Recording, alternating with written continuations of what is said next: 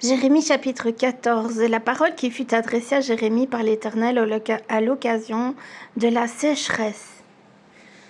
Juda est dans le deuil, ses villes sont désolées, tristes, abattues. Et les cris de Jérusalem s'élèvent, les grands envoient les petits chercher de l'eau, et les petits vont aux citernes, ne trouvant point d'eau, et retournent avec leurs vases vides, confus et honteux.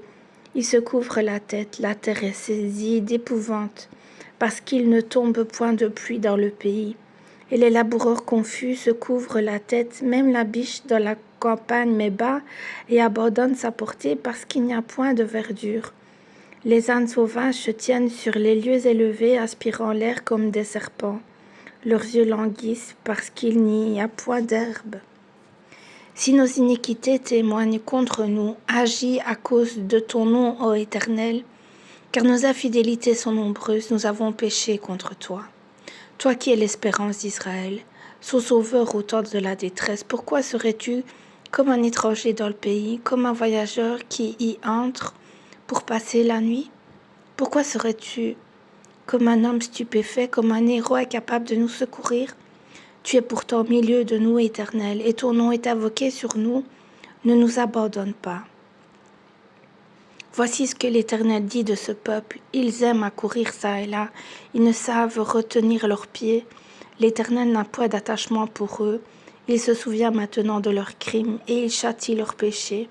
Et l'Éternel me dit, n'intercède pas en faveur de ce peuple. S'ils jeûnent, je n'écouterai pas leurs supplications. S'ils offrent des holocaustes et des offrandes, je ne les agréerai pas. Car je veux les détruire par l'épée, par la famine et par la peste. Je répondis, ah Seigneur éternel, voici les prophètes leur disent, vous ne verrez point d'épée, vous n'aurez point de famine, mais je vous donnerai dans ce lieu une paix assurée. Et l'Éternel me dit, c'est le mensonge qu'ils prophétisent en mon nom, les prophètes. Je ne les ai point envoyés, je ne leur ai point donné d'ordre, je ne leur ai point parlé. Ce sont des visions mensongères, des vaines prédictions, des tromperies de leur cœur qu'ils vous prophétisent. C'est pourquoi ainsi parle l'Éternel sur les prophètes qui prophétisent en mon nom, sans que je les ai envoyés, et qui disent, il n'y aura dans ce pays ni épée ni famine. Ces prophètes périront par l'épée et par la famine. Et ceux à qui ils prophétisent seront étendus dans les rues de Jérusalem par la famine et par l'épée. Il n'y aura personne pour leur donner la sépulture, ni à eux, ni à leurs femmes, ni à leurs fils, ni à leurs filles. Je répandrai sur eux leur méchanceté.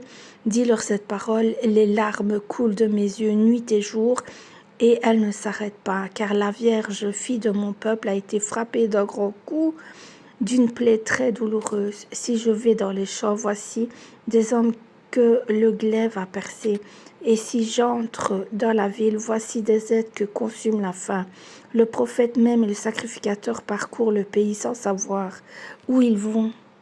As-tu déjà rejeté Juda? Et ton âme a-t-elle pris Sion en horreur?